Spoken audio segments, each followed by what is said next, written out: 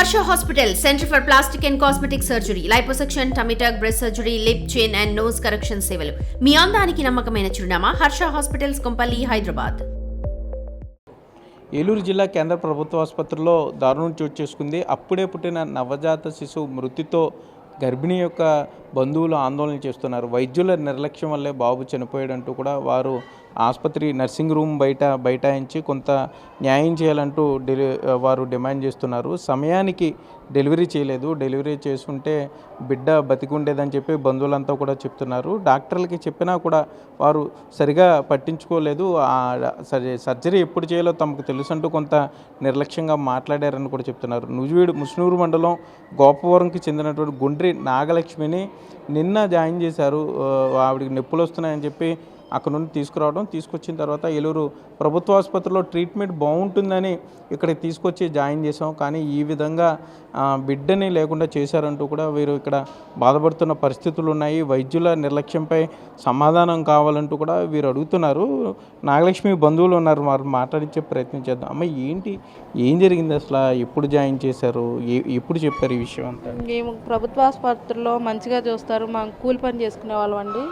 మేము పేదలం. సరే ఇక్కడ అయితే మంచిగా చూస్తారు. ప్రభుత్వ హాస్పిటల్లో అయితే ఆపరేషన్ చేసినా ఎక్కువ డబ్బులు కూడా తీసుకోరు, మంచిగా ట్రీట్మెంట్ ఉంటుంది, అది ఇది అని చెప్తున్నారు. సరే అని తీసుకొచ్చాను సార్. మేము 2-3 సార్లు డెలివరీ కోసం అయితే ఇక్కడికి వస్తే సరే అని చెప్పారు. డెలివరీ కోసం అయితే ఆవిడకి శనివారం రోజు నొప్పులు వచ్చినాయి సార్. ఇక్కడికి తీసుకొచ్చాము. శనివారం రోజుకి ఆవిడకి 10వ నెల వచ్చి ఒక రోజు అయింది సార్. మొన్న శనివారం నాటికి 10వ నెల వచ్చి ఒక రోజు అయిన రోజున వాళ్ళు వాతం నొప్పులు కాదు, తీసుకెళ్ళిపోండి, డెలివరీ అవ్వదు, బుధవారం కానీ గురువారం కానీ అవుతుంది, తీసుకురమ్మని చెప్పారు సార్. అయితే ఆవిడకి మంగళవారం సాయంత్రం 8 గంటలకే సాయంత్రం నుంచి నొప్పులు స్టార్ట్ అయినాయి. 8 గంటలకల్లా మేము ఇక్కడ తీసుకొచ్చాం సార్. తీసుకొచ్చిన తర్వాత మేడం చూశారు. ఈ డెలివరీ ఎప్పుడో అవ్వాలి కదమ్మా, ఇప్పుడు దాకా ఎందుకు అవ్వలేదు, మీరు తీసుకురాలేదా, నొప్పులు రాలేదా అని అడిగారు. లేదు మేడం, మేము శనివారం వచ్చాం కదా, వస్తే మీరే కదా బుధవారం కానీ గురువారం కానీ రమ్మన్నారు కదా, అప్పుడే డెలివరీ అవ్వదు, వాతం నొప్పులు అన్నారు కదా అన్నాము. అట్లేం కదమ్మా, అసలు ఏం మనుషులు మీరు, అది ఇది అన్నారు మేడం. అన్నిన తర్వాత రూమ్లోకి తీసుకెళ్ళి ఆవిడని చెకప్ చేశారు, హార్ట్ బీట్ చూసిన తర్వాత బాగానే ఉంది, ఆవిడకి నార్మల్ డెలివరీ అవుతుందమ్మా, ఏం కంగారే లేదు, కూర్చోండి వెళ్ళి అని చెప్పారు. ఆవిడ వేరే పేషెంట్లు చూసుకుంటున్నారు. ఇట్లాగే ఆవిడ బాగా నొప్పులతో ఇబ్బంది పడుతుంటే 11-12 ఆ టైంలో ఆశా వర్కర్తో వచ్చామండి. మేము విజయరాయ ఆశా వర్కర్తో వచ్చాము. ఆ అమ్మాయి తీసుకెళ్ళి మేము ఆవిడకి చెప్పాము, ఈ పేషెంట్ చాలా సెన్సిటివ్గా ఉంది, మా అమ్మాయి తట్టుకోలేకపోతుంది, ఆపరేషన్ చేసేయండి అని చెప్పాము. ఆవిడ వెళ్ళి అడిగిందనమాట డాక్టర్ గారిని. నొప్పులతో ఉన్న పేషెంట్ని తీసుకుని ఆశా వర్కర్ వెళ్ళి మేడం గారిని అడిగారు, ఏమని, మేడం మాకు సిజేరియన్ చేసేయండి, నార్మల్ డెలివరీ వద్దు, మేము తట్టుకోలేని నొప్పులు నాకు వద్దు, మా వాళ్ళు చేసేయమంటున్నారు, వాళ్ళ వాళ్ళు కూడా ఆపరేషన్ చేసేయమంటున్నారని ఆశా వర్కర్ వెళ్ళి చెప్పినప్పటికీ ఆ ఆపరేషన్ అయితే చేయమమ్మా, మాకు తెలుసు ఆవిడకి నార్మల్ డెలివరీ అవుతుంది అని ఆ మేడం ఆపరేషన్ అయితే చేయం, ఉంటే ఉండు లేకపోతే లేదన్నట్టుగా ఆవిడ అన్నారంట. ఆవిడ వచ్చి ఆ మాట మాకు చెప్పిన తర్వాత మేము ఆవిడేమందంటే, ఏమా మీ మంచి కోసమే కదా, నార్మల్ డెలివరీ అయితే మీ అమ్మాయికి మంచిది కదా, నార్మల్ డెలివరీ కోసం చూస్తున్నారు మేడం, చూద్దాం కాసేపు అంది. సరే అట్లాగే కదా అని చూస్తున్నాం. తెల్లవారుజామున 5ంటికి హార్ట్ బీట్ పెట్టారండి వాళ్ళు. పెడితే హార్ట్ బీట్ లేనప్పుడు వాళ్ళు ఏమన్నారంటే, కాఫీ పట్టించండి కొంచెం హార్ట్ బీట్ పెరుగుద్దని చెప్పారు. మేము కాఫీ పట్టించిన తర్వాత మళ్ళీ హార్ట్ బీట్ కోసం చూస్తే హార్ట్ బీట్ లైట్గా కొట్టుకుంటున్నట్టు అనిపించింది.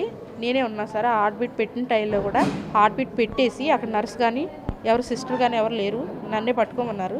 నేను పట్టుకున్నాను. అంతకుముందు కూడా 1-2 సార్లు చూస్తున్నాను కదా, ఆ అమ్మాయి పొట్ట ఒకే విధంగా ఉంది, గోడుగా నుంచున్నట్టు అనిపించింది సార్. నేను పక్కన కౌంటర్లో సిస్టర్ ఉంటే ఆవిడ పిలిచి, మేడం ఈవిడి పొట్ట ఇందాక నుంచి ఒకే రకంగా ఉంది, కదిలినట్టు అనిపించట్లేదు నాకు. ఇప్పుడు ఆ సర్జరీకి ఎప్పుడు తీసుకెళ్లారు, ఎప్పుడు చెప్పారు మీకు?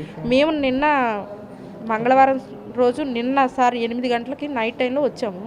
ఈ రోజు ఉదయం 8 గంటలకి సర్జరీకి తీసుకెళ్లారు సార్. అదైనా అప్పుడు బేబీ కదలట్టుందని మేము చెప్పిన తర్వాత ఆవిడ వచ్చి చూసింది. మీరు పక్కనే ఉన్నారు కదమ్మా, బేబీ కదులుతుందో లేదో మీకు తెలీదా అన్నారు. మాకెలా తెలుసు సార్, మేమేం చదువుకోలేదు. తెలిసినట్టయితే మేము ఎక్కడ దాకా తీసుకురాం కదా, డాక్టర్లు ఉన్నారు అన్నీ చూస్తారని కదా ఇక్కడ తీసుకొచ్చాం. అట్లేం మాకు తెలియదు కదా సార్. వాళ్ళు వస్తున్నారు చూస్తున్నారు, వాళ్ళ చేతిలో పెట్టాం కదా, మనకేంటి భయం, డాక్టర్లో ఇంతమంది హాస్పిటల్లో ఇంత ఉంది, మనకేంటి భయం అని చెప్పి మేము ధీమాగా ఉన్నాం సార్.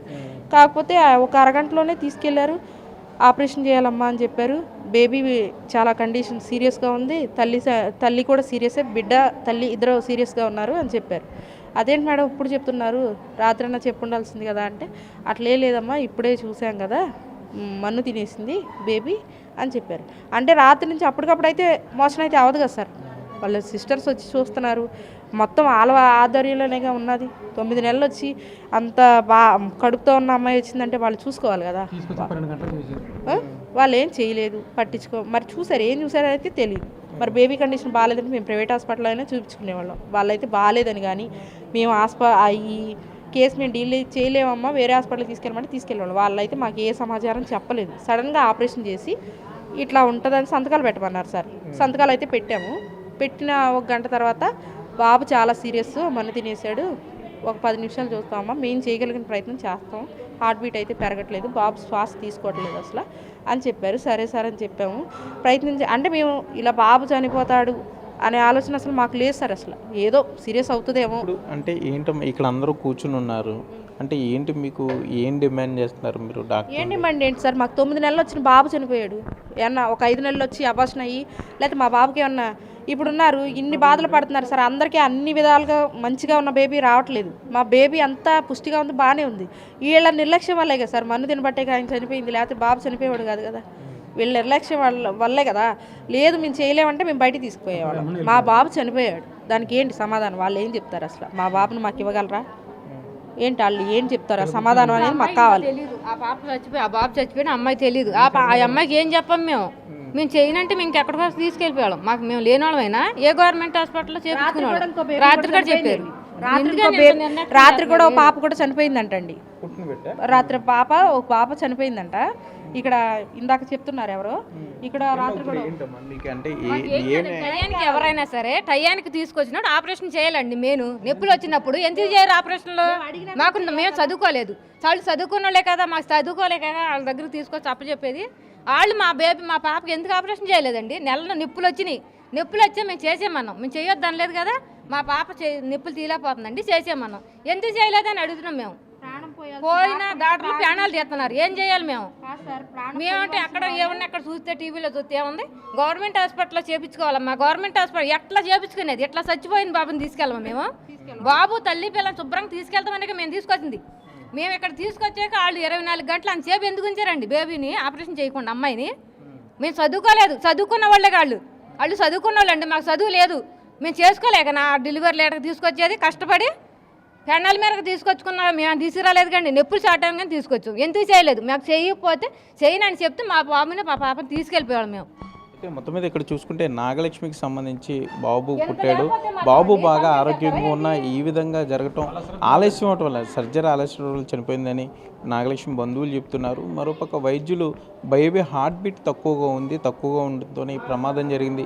మాకు కూడా కొంత బాధాకర విషయమే. కొన్ని చాలా రేర్ కేసెస్లో ఇలా జరుగుతుందని చెప్పి వైద్యులు చెప్పే పరిస్థితులు ఉన్నాయి. కానీ నాగలక్ష్మి బంధువులు మాత్రం వైద్యుల నిర్లక్ష్యం వల్ల చనిపోయింది, మాకు న్యాయం కావాలంటూ కూడా ఆసుపత్రి నర్సింగ్ స్టేషన్ దగ్గర బైఠాయించి నిరసన తెలుపుతున్న పరిస్థితులు అయితే ఇక్కడ ఉన్నాయి. కెమెరామెన్ భాగీరథ్తో సాగర్, బిగ్ టీవీ, ఏలూరు నుండి.